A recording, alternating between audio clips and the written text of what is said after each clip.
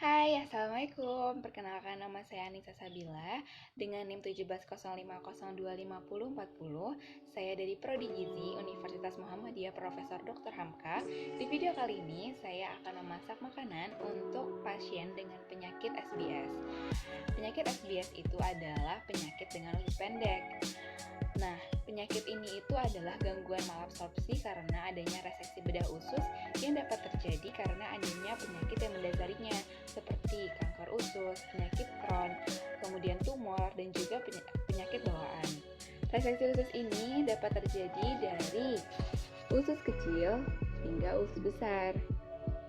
Maka dari itu, pasien dengan SBS akan cenderung mengalami malabsorpsi baik pada nutrisi mikronya maupun pada makronya. Nah, untuk nutrisi makronya hanya protein sajalah yang hanya sedikit terganggu. Dan untuk nutrisi mikronya dapat terjadi malabsorpsi pada vitamin A, vitamin B12, kemudian magnesium, natrium, dan juga kalsium. Nah, pasien dengan penyakit SBS ini setelah menjalani proses operasi, dia akan mengalami fase-fase, yaitu fase pertama, fase kedua, dan juga fase ketiga. Fase pertama ini, pasien dengan penyakit SBS ini hanya dapat mengonsumsi makanan, menerima makanan dari parenteral saja. Kemudian untuk fase keduanya, dia akan memasuki fase di mana usus sudah dapat menerima makanan melalui enteral, dan untuk fase ketiga usus sudah dapat menerima makanan melalui oral. Nah, menu yang akan dibuat adalah menu untuk pasien dengan pasca operasi yang sudah memasuki fase ketiga tanpa adanya reseksi pada usus besar. Kemudian, menu yang akan dibuat adalah dengan diet persen dari total energi yaitu 42 gram dan karbohidratnya 60% dari total energi yaitu 225 gram. Nah, tujuan dari diet ini itu adalah menggantikan cairan dan nutrisi yang hilang akibat adanya diare, kemudian memberikan zat gizi yang dibutuhkan seperti energi, protein, lemak, dan juga karbohidrat. Nah, karbohidrat yang dipakai di sini itu adalah karbohidrat yang kompleks. Kemudian untuk mencegah terjadinya komplikasi. Nah, untuk prinsip dietnya yaitu rendah lemak dan juga tinggi protein. Nah, penambahan garam dianjurkan pada setiap menu masakannya, maksimal adalah 6 gram. Kenapa? Karena pada pasien dengan penyakit SBS ini cenderung akan mengalami dehidrasi karena pembuangan yang terus-menerus melalui feses. Di video ini, cara saya memasak sedikit berbeda dari yang ada di makalah karena ada beberapa kendala, namun tetap mengikuti dengan prosedur yang ada, dengan prosedur yang sudah ditetapkan di dalam makalah, dengan rasanya juga yang sama. Ikutin terus sampai videonya ini habis ya. Menu pertama yang akan dibuat adalah nasi tim dengan udang rebus, tahu rebus, dan juga wortel. Langkah pertama yang harus kita lakukan adalah menimbang bahan makanannya dulu. Nah, yang pertama ini yang kita timbang adalah berasnya. Kita membutuhkan beras merah sebanyak 50 gram. Kemudian udangnya. Udang yang kita butuhkan itu adalah 17,5 gram. Namun, karena sulit untuk mendapatkan angka 17,5, maka saya bulatkan menjadi 18 gram. Kemudian tahunya kita timbang dan kita membutuhkannya 110 gram dan wortelnya 100 gram. Nah, langkah selanjutnya adalah kita mencuci berasnya menggunakan air yang mengalir.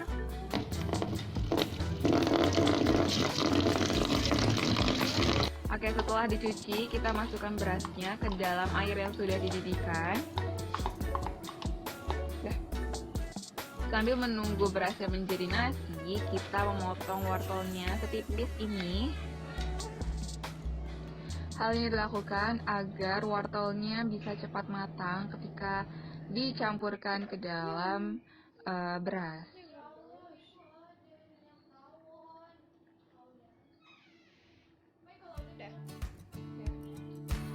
Kemudian kita masak air untuk merebus udang. Kita tunggu sampai airnya mendidih. Nah, setelah mendidih, kita masukkan udangnya.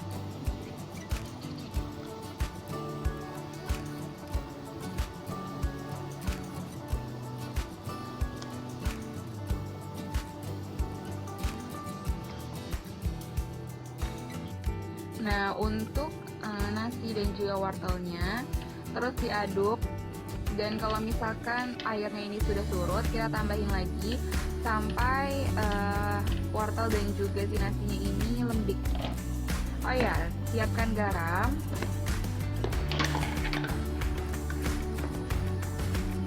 Kita ambil dulu timbangannya. Ayo kita timbang garamnya sebanyak 5 gram. Kemudian kita campurkan garam yang tadi ke dalam air rebusan udang.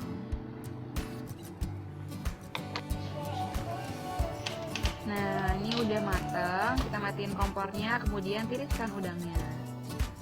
Setelah ditiriskan, kita pisahkan kulit udangnya, dan kita cincang si udangnya ini, iris tipis-tipis, kurang lebih seperti ini. Kemudian kita siapkan lagi air untuk merebus tahunya. Kita tunggu sampai mendidih. Kemudian setelah mendidih, kita masukkan si tahunya ini. Kita tunggu sampai tahunya ini udah mulai empuk.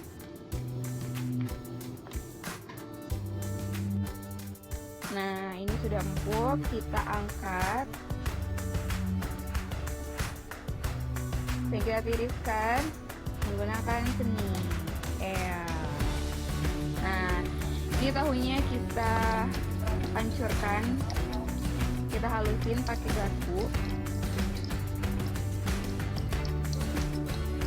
Kemudian setelah halus, kita campurkan si udang yang udah dicincang tadi ke dalam tahunya. Lalu kita campurkan.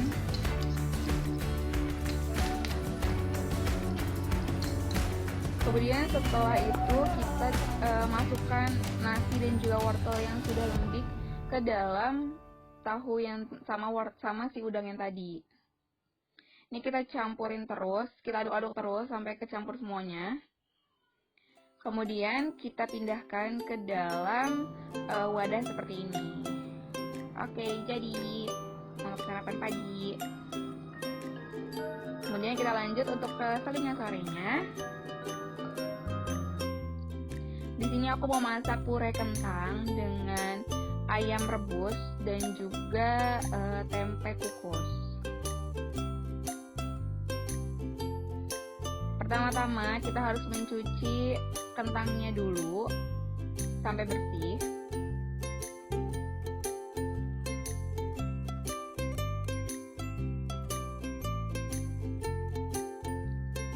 Kemudian setelah mencuci, kita rebus air untuk merebus si kentangnya ini sampai mendidih. Nah, sambil menunggu air rebusannya itu mendidih, kita cuci dulu ayamnya. Kemudian kita pisahkan si lemak-lemaknya ini, karena kita tidak membutuhkan lemaknya. Maaf guys, ini agak sulit karena saya menggunakan saus tangan. Nah, ini udah dikupas lemak-lemaknya kita membutuhkan. Ayamnya sebesar 40 gram dan tempenya 25 gram. Kemudian setelah airnya mendidih, kita masukkan si kentangnya. Kita tunggu sampai kentang ini jadi empuk banget, karena kita nantinya akan menghaluskan si kentangnya itu. Kemudian kita masukkan ayam yang udah ditimbang tadi ke dalam air yang sudah mendidih.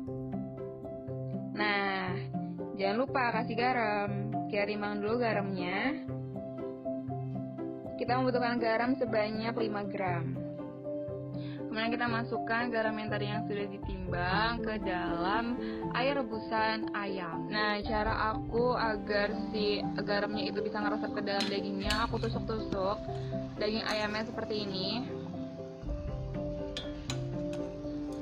Jangan lupakan kentangnya. Kalau misalnya sudah empuk seperti ini, bisa kita langsung angkat. Kemudian kita kupas kulitnya. Hati-hati panas.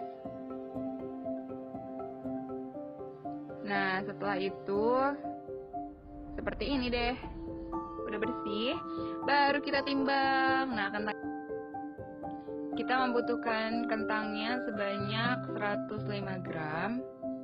Kemudian setelah itu kita panaskan lagi air untuk mengukus tempenya. Nah, ini tempenya dimasukin. Kalau air udah mendidih, kemudian ini jangan ditiru ya, aku salah untuk menutup panci kukusan. Oh ya, kemudian untuk ayamnya nih, ayamnya kalau udah empuk seperti ini bisa langsung kita angkat. Nah, kemudian kita tiriskan menggunakan seni.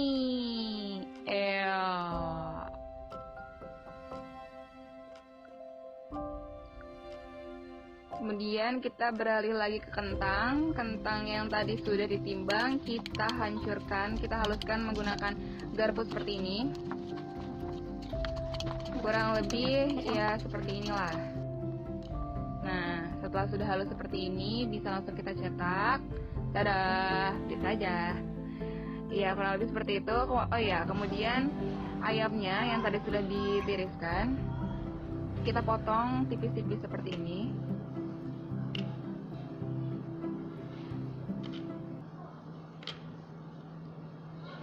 Nah, ini adalah tutup panci kukusan yang betul. Ini tempenya udah mateng, guys. Kemudian kita angkat dan kita potong dadu seperti ini. Setelah dipotong dadu, kita masukkan tempenya ke dalam tempat seperti ini. Sama seperti bahan-bahan yang lainnya. Kemudian kita tutup tempatnya. Dan jadi deh. Tapi masih ada yang kurang, kita belum bikin sari tomatnya. Jadi langsung kita buat yuk. Pertama kita siapkan dulu tomatnya. Tomat yang kita butuhkan adalah Gue sih pasti. Kemudian kita langsung masukkan tomat yang sudah ditimbang tadi ke dalam blender. Ini tomatnya udah dicuci ya guys. Setelah itu kita masukin air sebanyak 100 ml. Kemudian kita mulai blender, hati-hati kaget. Iya, nggak bisa.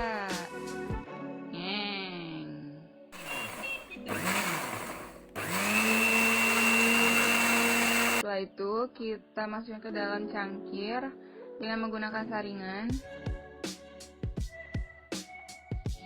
Jadi deh. Nah, udah lihat kan cara buatnya seperti apa? Nah, sekarang aku mau presentasiin hasil masakan yang tadi.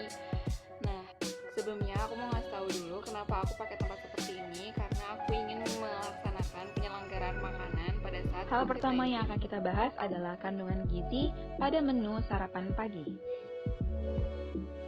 Yang pertama ada beras merah dengan berat 50 gram, memiliki energi 58,6 kilokalori, proteinnya 1,1 gram, lemaknya 0,1 gram, dan karbohidratnya 12,9 gram. Selanjutnya ada udang segar. Di sini saya hitung menggunakan takaran 17,5 gram, memiliki energi 13,8 kilokalori, proteinnya 2,9 gram, lemaknya 0,2 gram, dan karbohidratnya 0 gram. Untuk mikronya, vitamin A-nya 8,9 gram, kalsiumnya 5,4 gram, dan natriumnya 31,3 gram. Next, ada tahu putih. Kita menggunakan 110 gram, memiliki energi 83,6 kilokalori, proteinnya 8,9 gram, lemaknya 5,3 gram, karbohidratnya 2,1 gram, dan untuk mikronya kalsiumnya 115,5 gram, dan natriumnya 7,7 gram. Kemudian untuk wortelnya kita pakai 100 gram, memiliki energi 36 kilokalori, proteinnya 1 gram, lemaknya 0,6 gram, karbohidratnya 7,9 gram, dan untuk mikronya, untuk vitamin A 71,25 gram, dan natriumnya 70 gram. Sarapan pagi ini sudah memenuhi 25% dari total kebutuhan energi dalam satu hari. Selanjutnya yang akan kita bahas adalah kandungan gizi pada menu selingan sore. Yang pertama, kita akan membahas kentang. Kentang yang kita pakai adalah 105 gram, memiliki energi 97,6 kilokalori, dengan protein 2,1 gram, lemaknya 0,1 gram, karbohidratnya 22,7 gram, dan untuk mikronya, kalsiumnya 5,3 gram, berikut juga natriumnya, yaitu 5,3 gram. Next, ada daging ayam filet. Kita pakai 40 gram, memiliki energi 114 kilokalori, dengan proteinnya 10,8 gram, lemaknya 7,6 gram, dan karbohidratnya 0 gram. Untuk mikronya, vitamin A-nya 15,6 gram, kalsiumnya 5,2 gram, dan natriumnya 29,2 gram. Selanjutnya ada tempe. Tempe yang kita pakai sebanyak 25 gram, memiliki energi 49 kilokalori dengan proteinnya 4,8 gram dan lemaknya 1,9 gram serta karbohidratnya 4,3 gram. Dan yang terakhir ada tomat. Tomat yang kita pakai adalah 100 gram, memiliki energi 14,6 kilokalori, proteinnya 0,8 gram, lemaknya 0,2 gram, karbohidratnya 2,1 gram, dan untuk mikronya, vitamin A-nya 77 gram, kalsiumnya 14 gram, dan natriumnya 218 gram. Itu dia kandungan-kandungan gizi pada menu pagi dan juga salingan sore.